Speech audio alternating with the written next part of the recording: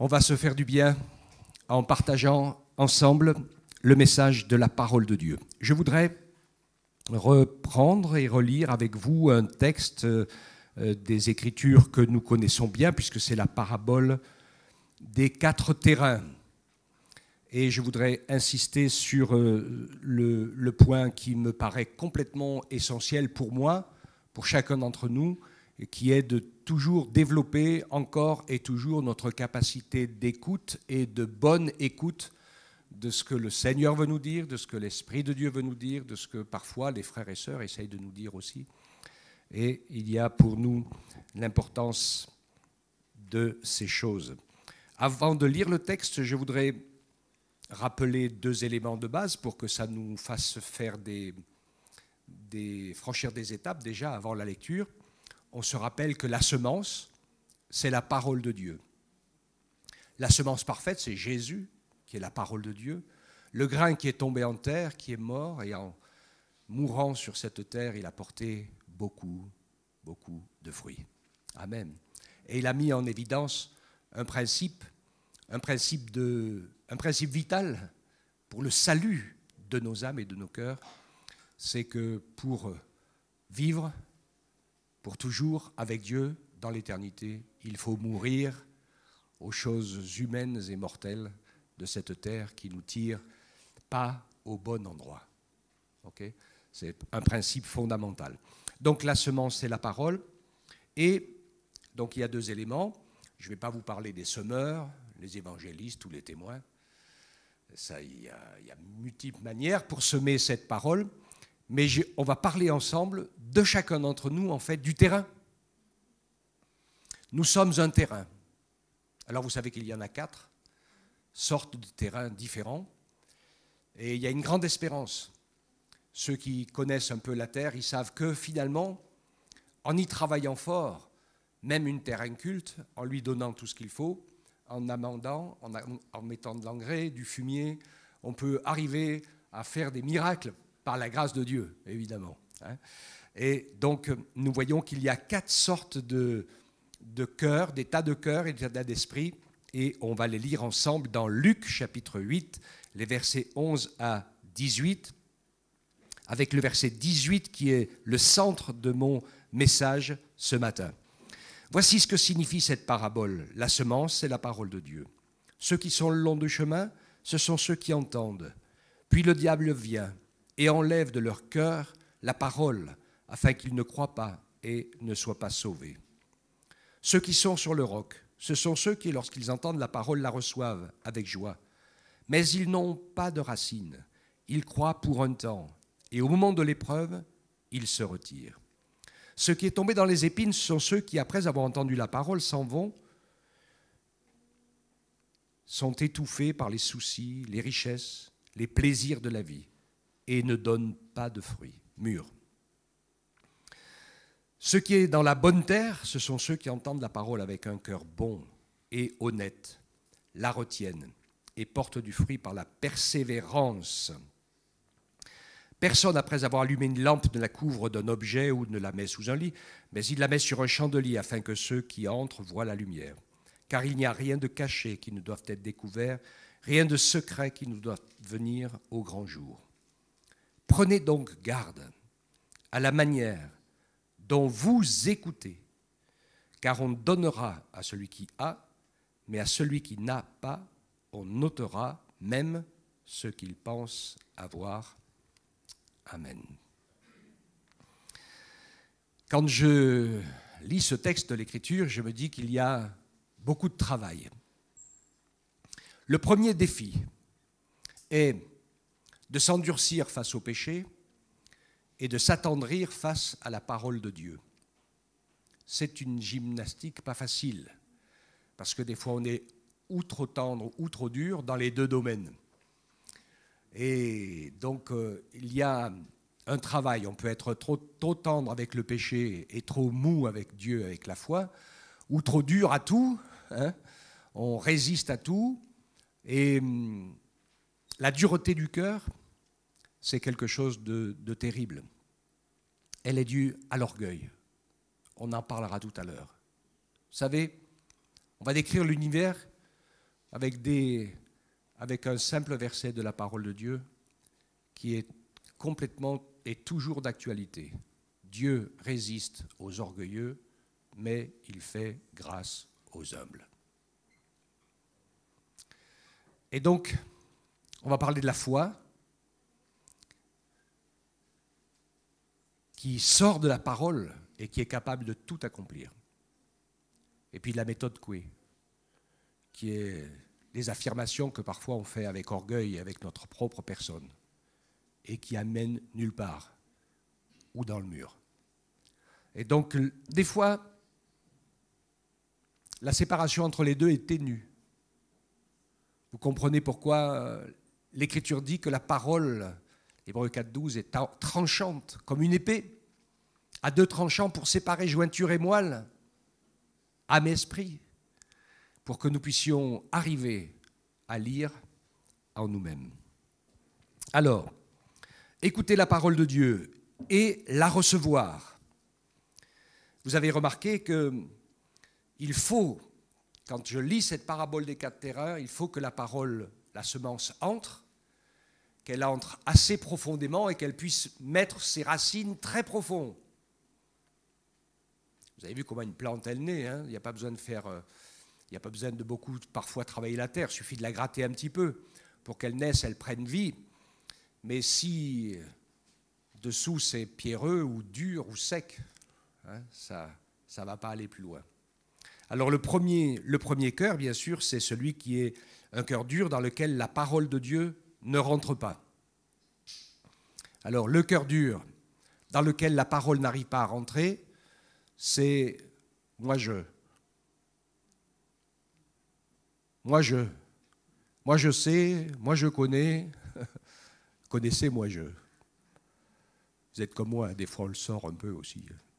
Il faut faire attention à cette tendance. Et vous l'avez tous expérimenté quand on essaye de parler de l'amour de Jésus à quelqu'un, surtout aujourd'hui. Ah, il dit moi je crois, ou moi je crois pas, ou moi je crois comme ma façon, toi tu crois la tienne, moi je.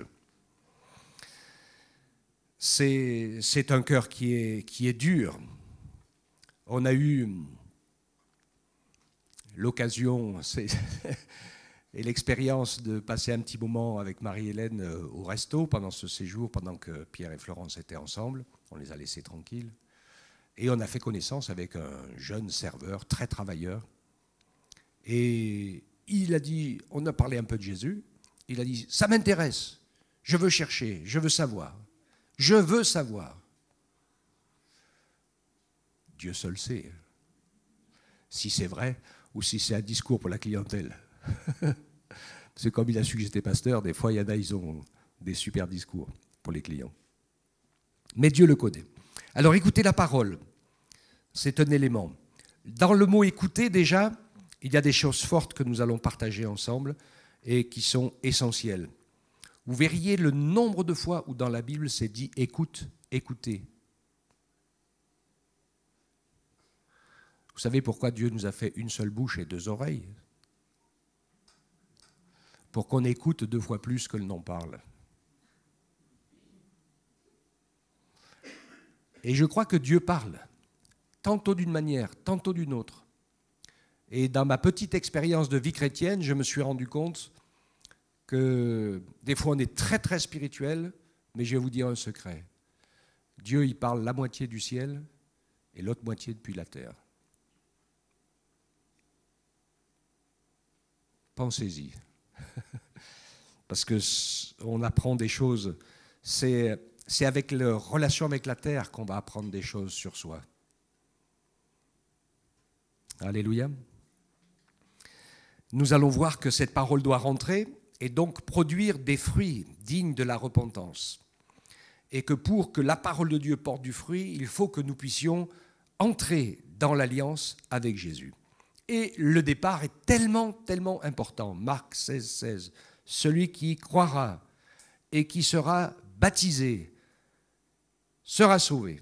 Mais celui qui ne croira pas sera condamné.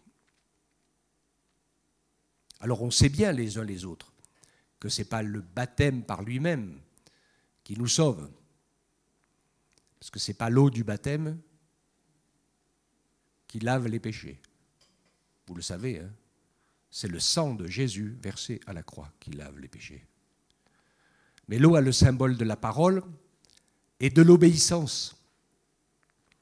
Et donc le baptême permet un véritable engagement.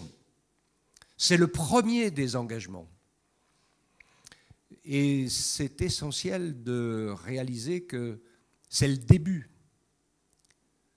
Une fois qu'on est baptisé d'eau et rempli de l'esprit, c'est bon, on n'a pas tous les diplômes pour être sûr d'aller au ciel.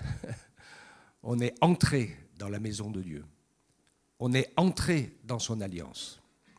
Et tout va pouvoir commencer si nous marchons sur le chemin étroit qui nous conduit à la vie. Croire la parole de Dieu, croire les paroles de Jésus avec foi, avec profondeur de l'écoute. Ce que je remarque de cette parabole des 4 terrains, c'est que le Seigneur, sans le dire de manière explicite ici, nous montre que nous devons absolument cultiver la terre de notre cœur. On doit travailler, laisser la parole travailler, que les choses doivent être travaillées, que notre cœur doit être transformé. Dieu nous prend comme on est, mais il ne nous laisse pas comme on est. Il veut nous changer et nous transformer. Donc, nous mettre à l'écoute, c'est important. Et puis ensuite, mettre en pratique, recevoir pour soi-même la parole de la vie. C'est la conversion, c'est la nouvelle naissance. Je ne veux pas oublier et lire la Bible avec sagesse que dans cette parabole des 4 terrains, n'oubliez pas qu'un n'a rien voulu savoir, la graine a séché, que 3 sur 4 sont nés de nouveau et que 2 ont perdu la vie en cours de route et que seulement 1 sur les 4 est allé jusqu'au bout. Il y a des pourcentages plus durs encore. Quand on voit la guérison des 10 lépreux, on sait qu'il n'y en a qu'un seul qui est revenu et que les 10 autres, ils sont repartis à leur vie ancienne. Je voudrais qu'on soit bien conscient ce matin que quand on vient au Seigneur, il nous appelle à devenir une même plante avec lui, pas simplement de changer du camp des incroyants ou de ceux qui ne connaissaient pas, à ceux qui sont devenus croyants et qui ont rencontré Jésus et qui peuvent dire maintenant, je sais que Jésus est mort pour mes péchés, je sais que. Et donc, on a changé de camp. Mais ça, c'est pas suffisant. On le sait, il faut permettre à l'Esprit de Dieu de naître en nous, de nous remplir, de prendre toute la place, de plus en plus et de plus en plus de place. Produisez donc des fruits dignes de la repentance, disait Jean-Baptiste, et ne vous mettez pas à dire en vous-même, nous avons Abraham pour père, car je vous déclare que de ces pierres-ci, Dieu peut susciter des enfants à Abraham. Il y a des gens qui disent, j'ai cru en Jésus, je me suis fait baptiser, il a pardonné mes péchés, maintenant je vais au ciel. J'ai lu, moi, dans la Bible, que celui qui persévérera jusqu'à la fin sera sauvé. Alléluia. Et que quand on donne sa vie à Jésus, c'est comme quand Noé et sa famille sont montés dans l'arche. Ils sont montés dans l'arche et il n'y a plus de marche arrière. Ils sont entrés dans une nouvelle vie, dans un nouveau défi. Plus jamais le monde d'avant n'a existé. C'est une nouvelle vie qui a commencé. Et c'est ce que Jésus nous propose, de commencer en nous et avec nous une nouvelle vie. Déclarer notre foi en Jésus n'est pas suffisant pour certifier de notre nouvelle naissance et de notre nouvelle identité en Christ. Il faut qu'il y ait les fruits qui vont en conséquence. Jacques 20, 2:20. Mais veux-tu comprendre, homme vain, que la foi sans les œuvres est stérile ? Et 26, comme le corps sans esprit est mort, de même la foi sans les œuvres est morte. Et donc évidemment, à partir du moment où nous croyons en Jésus, il y a quelque chose qui doit se passer. Il nous invite à nous engager et à entrer dans cette alliance. Et l'alliance d'une vie nouvelle avec Jésus, c'est comme le mariage. tu ne peux pas vivre marié comme si tu étais célibataire. D'accord, les maris, hein, et les dames. Ça ne sera plus jamais, une fois que tu t'es marié, ça ne sera plus jamais la vie d'avant. Plus jamais. Et quand tu as donné ta vie à Jésus, l'objectif, le but de la vie avec le Seigneur, c'est que ce ne soit plus jamais la vie d'avant. Donc c'est de la foi que les œuvres découlent. Et c'est des œuvres et du fruit de notre vie chrétienne que découle notre nouvelle identité en Christ. Avec ce verset de Matthieu 12, 33, « Dites que l'arbre est bon et que son fruit est bon, ou dites que l'arbre est mauvais et que son fruit est mauvais, car on connaît l'arbre à son fruit. » C'est quoi le fruit? C'est travailler et développer le caractère de Jésus. Il nous appelle à devenir ses disciples. Il nous faut donc découvrir le caractère de Jésus. Et j'ai mis sur mon petit papier tout à l'heure l'œuvre visible de Jésus. Elle est super intéressante pour nous, l'œuvre visible de Jésus. Et c'est fondamental pour nous de nous plonger dans l'œuvre invisible de Jésus. Et c'est comme un iceberg en fait. Hein. Parce que tout est fondé sur l'invisible, sur qui il est, sur sa nature divine, bien sûr, qui est capable d'expier nos péchés, mais c'est sur toute la partie secrète de sa piété,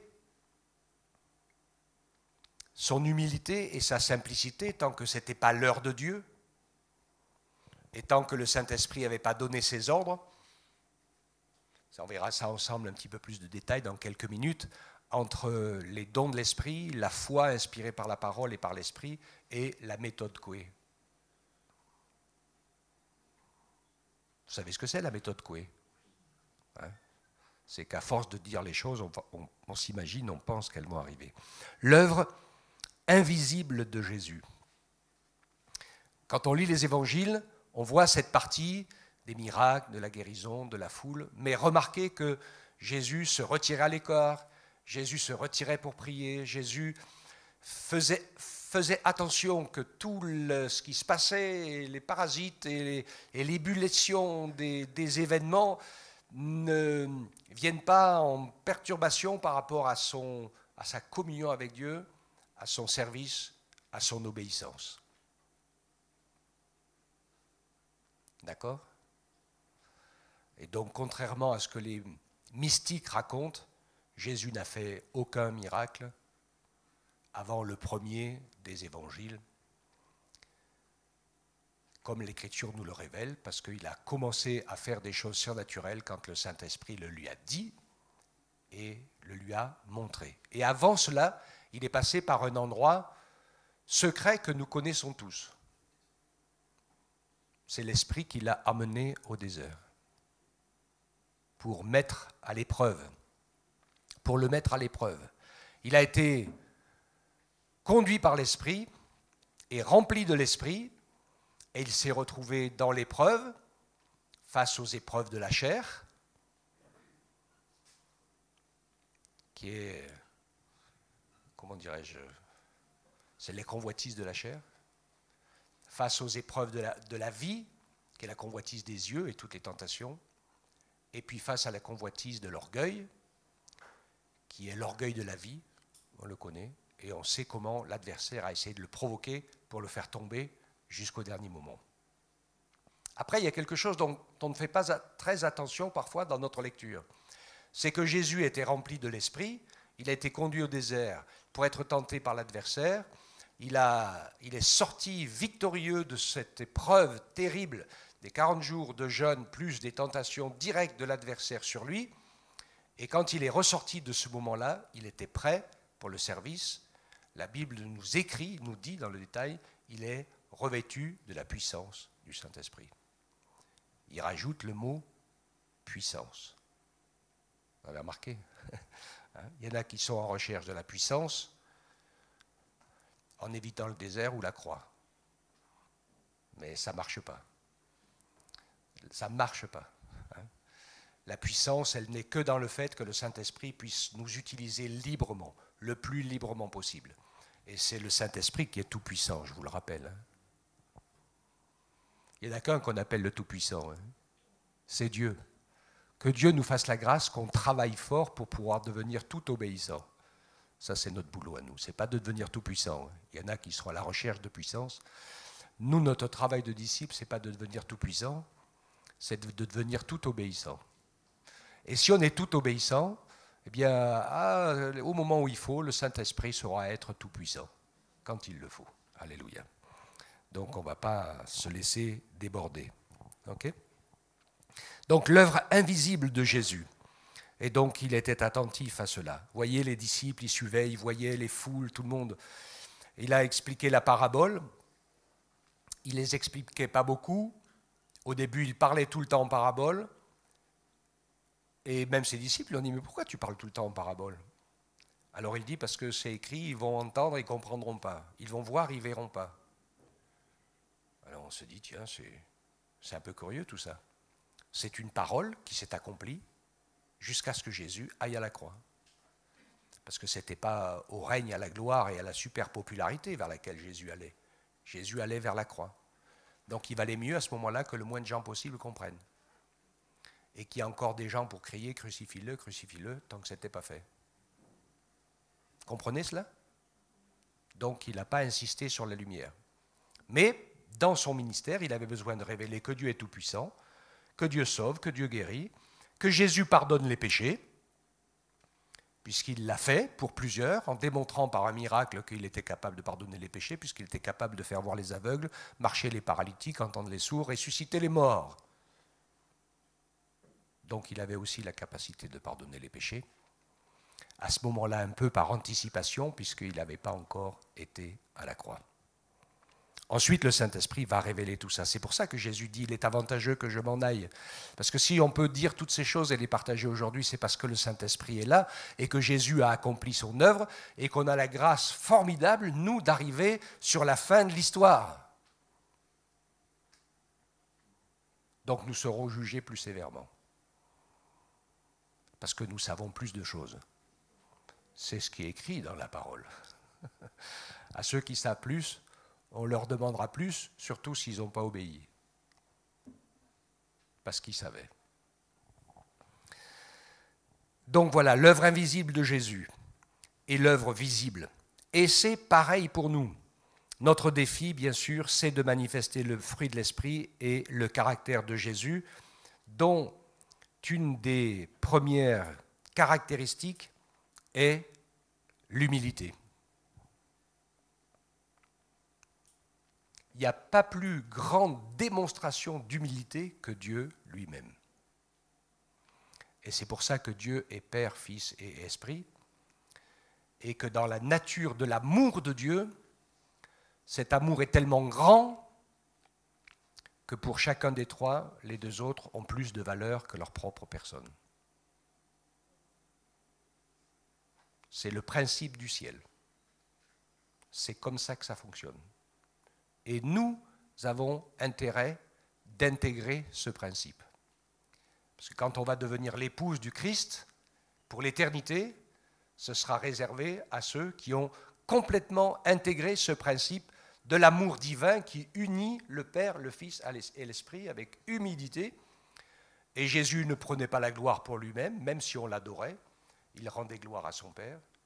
Le Père, il ne prenait pas, ça ne lui crée pas de l'orgueil d'avoir la gloire, parce que lui, son objectif, c'est l'amour pour nous et l'amour pour son Fils. Il n'y a pas d'autre objectif. Son amour pour nous, son amour pour son Fils. Et l'Esprit de Dieu, qui reste hyper réservé, qui ne s'est jamais mis en avant, même pas pour qu'on le prie, parce qu'il est là pour nous aider, il fait un travail secret, silencieux, il œuvre à l'intérieur de nous par les dons de l'Esprit pour nous apporter tout ce que nous avons, et il sonde même les profondeurs de Dieu. Donc chacun est d'une puissance incroyable, d'un rôle infini et d'une humilité remarquable. Alléluia. Ce qui ne nous fait pas oublier au passage que nous ne sommes rien sans Dieu et que nous ne sommes rien les uns sans les autres. C'est pour ça que Dieu a commencé la création. Quand il commence la création, que la lumière soit et la lumière fut, il allume la lumière et il commence à révéler qui il est. Alléluia. C'est un défi magistral. Il révèle qui il est au travers de toutes ses œuvres et de toute sa création. Vous savez quel est notre rôle à nous? Eh bien, de l'aider à révéler qui il est. Ce n'est pas de montrer qu'on est quelqu'un ou qu'on est quelque chose. C'est d'être des poteaux indicateurs, d'être transparent. Vous écouterez bien la prédication de Yann. Et qu'on voit Jésus. Alléluia, quand on nous regarde. Comment aller au bout du chemin qui mène à la vie? Donc, premièrement, la qualité et la profondeur, bien sûr, de notre écoute. Je vous ai dit, 2 oreilles, 1 bouche. Il y a un truc qui est, vous le savez, ça, vous le savez tous. Quelqu'un qui est muet. Il y a très peu de gens qui sont muets parce que leur corde vocale ne marche pas. Il y en a, ça arrive. Et donc, leur système bruit ne fonctionne pas, il est cassé, donc ils sont muets. Mais la majorité des muets le sont tout simplement parce qu'ils sont sourds. Et si vous êtes sourd, entièrement sourd, eh bien vous ne pouvez pas apprendre à parler, à connaître les sons, etc. Et donc, j'ai trouvé cette image qui était super intéressante, parce que si nous ne sommes pas assez entendants, compréhensifs aux choses de Dieu, faisons attention quand nous lisons la Bible. Je suis impressionné quand je fais les études bibliques de voir comment beaucoup de fidèles lisent mal, très mal leur Bible. On la lit avec des idées préconçues. Et on a lu des versets, on croit avoir compris parce qu'on les avait déjà lus, parce qu'on a déjà compris des choses, etc. Et en fait, on en tire des conclusions qui ne sont pas celles-là. Lisez le récit de la Bible. Et vous verrez combien de gens vous collent les rois mages avec les bergers dans la crèche. Moi, si je lis bien ma Bible, je m'aperçois qu'il y a au moins 1 an et demi d'écart entre les deux. Parce que quand les bergers viennent, c'est dans la crèche. Et quand les mages viennent, c'est dans la maison. C'est ça que vous avez lu comme moi, dans le texte. Et puis Hérode, il a fait tuer tous les enfants nouveau-nés jusqu'à l'âge de 2 ans, pour être sûr de... Et quand ils sont venus lui demander où était né le Messie, parce que nous avons vu son étoile s'allumer en Orient, donc c'est au moment où il est né, et nous sommes venus. Donc ils ont mis un certain temps, comme dirait quelqu'un, un certain temps pour venir. Et donc je vous donne des petits détails comme ça. Mais c'est super important de prendre son temps à certains moments pour bien lire. Ne pas faire dire à la Bible autre chose que ce qu'elle dit. Et ça médite de réfléchir, ça médite d'étudier, ça médite d'équilibrer. Jésus dit, celui qui ne donne pas tout, qui n'abandonne pas tout, même sa famille, ou ses biens, ou sa femme, ou ses enfants surtout, il n'est pas digne de me suivre. Et puis à un autre endroit, les épîtres pastorales, les épîtres des prédicateurs et aux églises nous disent que celui qui abandonne les siens, sa famille, est pire qu'un infidèle. Alors qu'est-ce qu'on fait avec ça? On fait la même chose que j'ai appris quand j'étais adolescent, parce que quand je savais que la Bible me disait que je devais aimer Dieu plus que mes parents, je disais c'est pas possible ça, qu'est-ce qu'il est exigeant, il est dur, il est sévère quand même. Puis je leur en faisais voir de toutes les couleurs. Parce que j'étais taciturne, violent et silencieux. C'est pas mon caractère ça. Et puis j'ai rencontré Jésus. Et le Seigneur Jésus m'a sauvé. Et il m'a rempli de joie et d'amour pour mes parents, que je n'avais pas. Et j'ai arrêté de leur en faire voir. Et j'ai aimé plus Jésus qu'eux. Alléluia. On comprend ça, finalement. Quand on aime plus Dieu que tout le reste, il va nous apprendre, lui, à aimer comme il faut. Ce n'est pas pour abandonner les gens qu'il nous demande d'aimer, parce que c'est ça le truc. Ce qu'il nous demande, c'est de l'aimer lui plus. Et il y a des moments, c'est vrai, il y a des moments peut-être entre ses amis ou même dans la famille ou autre, il faut faire un choix. Nous, ce n'est pas trop difficile ici, mais vous imaginez dans les pays où il y a d'autres religions extrémistes qui dominent, ben les gens se mettent en danger. quand ils choisissent de suivre Jésus. Et ils ont raison de choisir de suivre Jésus. Moi, j'ai vu une famille, je me rappelle, quand ils se sont convertis, le couple, tous les deux, ils ont perdu toute leur famille. Ils ont été rejetés, jetés, t'es dans ta secte et tout ce que tu veux. Ça a été très difficile pendant 20 ans. Et au bout de 20 ans, c'était un peu plus, 20, 25 ans, quand ils ont vu qu'ils étaient toujours là, qu'ils les aimaient toujours, qu'ils priaient toujours pour eux, ils ont commencé à leur demander des sujets de prière. Il y en a même un qui était religieux qui disait « J'ai besoin de venir prier avec toi parce que toi, tu as la foi ». Et donc presque toute la famille s'est convertie, mais après 25 ans, il y a eu une grosse vingtaine d'années, c'était le rejet total, total. Seigneur. Mais eux, dans leur cœur, ils ne les ont pas rejetés. Hein? Ils les ont toujours aimés, ils ont toujours prié pour eux. Donc, aller sur le chemin étroit qui mène à la vie, premièrement, la qualité et la profondeur de notre écoute. Le mot écoute, écouter, c'est un des plus utilisés dans la Bible. Et même avant les commandements de la loi, avant les 10 commandements, c'est écoute Israël. Ainsi, la foi vient de ce que l'on entend, et de ce que l'on entend vient de la parole de Christ. Deuxièmement, comprendre et mettre en pratique ce qui a été entendu. Matthieu 7, 24. Ainsi, quiconque entend de moi ces paroles et les met en pratique sera semblable à un homme prudent qui a bâti sa maison sur le roc. La pluie est tombée, les torrents sont venus, les vents ont soufflé, se sont portés sur cette maison. Elle n'est pas tombée car elle était fondée sur le roc. Mais quiconque entend de moi ces paroles et ne les met pas en pratique sera semblable à un homme insensé qui a bâti sa maison sur le sable. La pluie est tombée, les torrents sont venus, les vents ont soufflé, se sont abattus sur cette maison, elle est tombée, sa ruine a été grande. Alors j'ai une nouvelle, la première, qui est plus mauvaise que bonne. C'est que le vent qui souffle, la pluie qui tombe, les torrents et tout, ça va venir, si ce n'est pas déjà venu. Mais je pense que la plupart du temps, on a tous déjà été un peu servis. Mais vous avez remarqué, c'est comme la tempête de la semaine dernière, ça revient régulièrement ces trucs-là. Hein. On voudrait bien que ça ne revienne pas si souvent, mais il y a des moments, c'est pas simple, c'est pas facile. Et donc, ce qui change tout, le fait c'est d'avoir intégré la parole, de vivre avec la grâce et la vie de Dieu. Je crois que c'est essentiel pour nous d'intégrer cette parole. Je l'ai dit parfois même à ceux qui sont en grande difficulté de santé. Je dis, tu veux être prêt à vivre? Eh bien, sois prêt à mourir aussi. Oui. Il faut lâcher prise, hein, et laisser les commandes au Seigneur. Je dis souvent, nous les chrétiens, on est comme, on a pris Jésus en autostop. Et puis, on continue notre route. Ah, mais on n'est plus tout seul. On est avec Jésus. Mais quand on a compris la vie de disciple, et que tu vois Jésus sur le bord de la route en autostop, tu descends de la voiture, tu montes comme passager, et tu lui dis de prendre le volant. C'est ça le baptême. Parce qu'il va nous emmener, lui, il va vouloir nous emmener dans le chemin des œuvres qu'il a préparées d'avance pour que nous les pratiquions. Il va nous emmener à son école, là où il a voulu, comme il a voulu, quand ça sera prêt, quand ça sera le moment.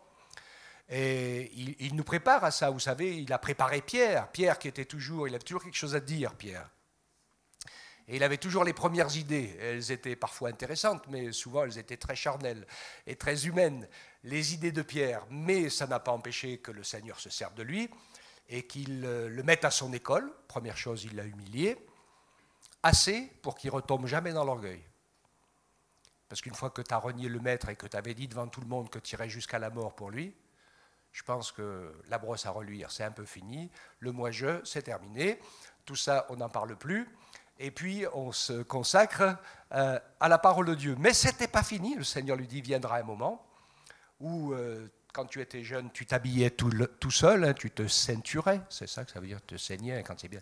Tu t'habillais, tu mettais il y avait une large ceinture, ta tunique, tu faisais tout seul. Et tu allais où tu voulais, tu faisais ce que tu voulais. Mais viendra un moment où on te fera étendre les bras, c'est quelqu'un d'autre qui te ceinturera et qui t'emmènera là où tu ne veux pas aller. Des fois, c'est là qu'on va. Hein. Quand on va dans l'épreuve, quand on va dans la difficulté, quand on va dans un chemin où ce n'est pas simple, un chemin qui fait partie de l'école de Dieu, hein, l'école de la foi, l'école de l'épreuve, l'école de l'humilité, l'école de la souffrance, l'école de la guérison, l'école du miracle. Il faut tenir la route dans tous les domaines. Il y en a qui font naufrage, ils ont tenu dans toutes les épreuves de la terre, et quand ils réussissent, qu'ils sont bénis et qu'ils apportent la bénédiction, ils déraillent et ils tombent dans l'orgueil. Quand il dit « prenez les armes de Dieu », vous relisez bien le texte, prenez toutes les armes de Dieu, pour pouvoir tenir ferme et résister une fois que vous aurez tout surmonté. Ça veut dire, même si tu as tout surmonté, reste humble. Alléluia.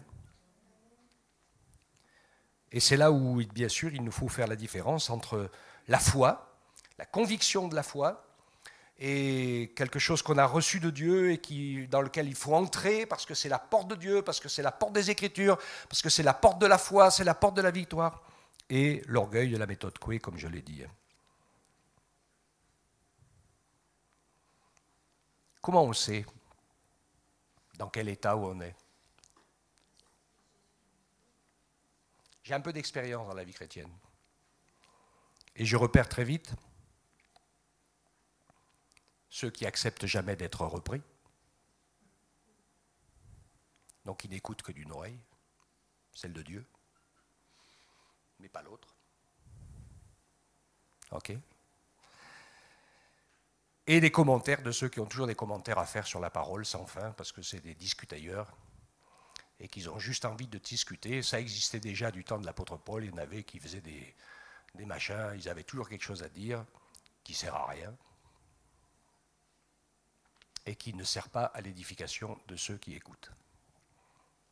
Amen, a dit le pasteur. Une vie qui est à l'écoute apprend à résister à tout. Alors, comme je le vous disais, je termine avec ça maintenant rapidement. Lire la parole, ça s'apprend. Le danger du « je connais, j'ai déjà lu » de beaucoup de textes qui sont mal lus ou déjà avec des idées préconçues. C'est plus difficile d'amener quelqu'un dans la simplicité de la compréhension des Écritures qui était athée, qui ne connaît pas, plutôt que quelqu'un qui a été instruit religieusement, par exemple. Parce que quelqu'un qui a été instruit religieusement, il a déjà... C'est un peu comme un disque rayé. C'est dur de faire... Vous ne pouvez plus faire tourner un disque rayé. Il faut le refondre et le reconstruire. Donc lire, comme il faut. Écouter, ça s'apprend. La capacité à écouter les prédications. Quelques prises de notes sont souvent bénéfiques. Surtout quand on a du mal à se concentrer ou quand on est un lecteur débutant ou inattentif de la Bible. Et donc, il faut que vous sachiez qu'il se passe quelque chose. Moi, je le vois parfois dans vos yeux, dans mon regard. C'est qu'en disant un mot, une phrase, ça éveille quelque chose de très fort en vous. Une émotion, un souvenir, quelque chose que vous avez vécu. Et je sais que certains, je les ai perdus pendant 2 minutes, certains 5 minutes, d'autres, je les ai perdus depuis 10 minutes, d'autres, je les ai perdus jusqu'à la fin. Ils sont partis dans ce que ça a réveillé et ils ne sont plus là. Et donc, c'est une gymnastique importante de l'instruction, de pouvoir se dire « j'y reviendrai ». Et je continue à écouter et à instruire et à savoir.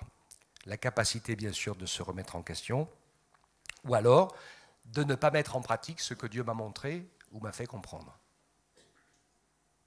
Ça aussi, c'est un point important. Hein. Mettre en pratique les choses simples qu'on a comprises, c'est ce que je dis parfois aux gens. Il y a des choses, vous savez ce qu'il faut leur dire quand les personnes vous disent, il y a des choses qui sont difficiles à comprendre dans la Bible. Je dis, mets déjà en pratique ce que tu as compris, ce qui est simple, il y en a assez. Et une fois que tu auras réussi à mettre en pratique tout ce que tu as compris qui est simple et que tu sais, après le Seigneur, il te montrera d'autres choses. Tu pourras aller un peu plus loin. Ok, hein? Donc, c'est pas plus compliqué que cela. Et donc, le Seigneur nous encourage, bien sûr, à mettre en pratique. C'était la parabole de la maison construite sur le roc. Parce qu'on peut construire une belle maison par sa sagesse, par son intelligence. Il n'y a pas de souci avec ça. Le problème, c'est où elle est accrochée. Sur quoi elle est fondée. Et qu'est-ce qui va se passer quand la tempête va faire rage. D'accord ? Et je termine avec un simple proverbe. Il y en a plein dans le livre des Proverbes. Si vous lisez le livre des Proverbes, il est très intéressant sur l'écoute. J'en ai choisi un parmi tous les autres, que le sage écoute, et il augmentera son savoir, et celui qui est intelligent acquérera l'art de se conduire. Mais il y en a plein d'autres dans les proverbes qui nous encouragent dans ce sens-là. Seigneur, garde-nous dans l'humilité, dans la simplicité, aide-nous à développer le caractère de Jésus et la foi qui va avec, pour qu'il se passe des choses, pour qu'on arrive. Et je dis parfois, des fois, certaines personnes sont vraiment découragées, c'est compliqué la vie. Je dis, écoutez, vous ne pourrez jamais changer l'autre. Jamais. La seule chose, la seule personne que vous pouvez changer, c'est vous-même. Donc, travaillons à ce qu'on peut, mais c'est déjà bien difficile. Je ne sais pas si vous avez remarqué, hein. C'est déjà bien difficile de pouvoir travailler et changer soi-même. Donc, et que Dieu nous fasse la grâce d'accepter aussi l'autre comme il est, à partir du moment où il ne déborde pas sur les vérités des Écritures. Alléluia. Que Dieu nous fasse la grâce de travailler à être cette bonne terre dans laquelle la parole pourra porter du fruit, et que tout simplement Jésus, l'amour de Dieu, la vérité de Dieu, la sainteté de Dieu soient vus au travers de nous, et que le Seigneur puisse agir avec la puissance de son esprit pour relever, pour secourir, pour libérer, tout en sachant que, voilà, il y a des moments, le bateau tangue, mais le Seigneur est là. Alléluia. Et t'inquiète pas mon frère, t'inquiète pas ma sœur, il va calmer la tempête quand ça sera le moment. Pour l'instant, tu as l'impression qu'il dort, mais à un moment donné, tu vas réussir à le réveiller. Il va se réveiller et puis il va dire à la tempête, tais-toi. Et elle va s'arrêter au nom de Jésus. Amen. Alléluia. On te bénit Seigneur. Ta parole est extraordinaire et c'est tellement important de nous occuper de notre état d'écoute, de notre état de cœur. Garde-nous de la suffisance, de l'orgueil, du je crois savoir, et aide-nous, Seigneur, à te laisser travailler, à te laisser nous changer, nous remplir, nous faire grâce, nous instruire, nous fortifier. J'ai et nous avons tant et tant à apprendre encore de toi, de ta parole, des uns des autres. Accorde-nous dans ta grâce de pouvoir ainsi être prêts à avancer, à réformer certaines de nos voies s'il le faut, à chercher ta gloire et ton honneur et le bien de notre prochain. Béni sois-tu, Jésus, pour ces moments précieux. Merci de garder chacun dans sa vie, dans sa famille, dans son couple, avec ses amis, dans son travail. Merci parce que tu prends soin de nous en toutes circonstances et que rien ni personne ne peut jamais nous séparer de toi ni de ton amour. Et merci pour cela, Père, au nom de Jésus. Amen. Amen.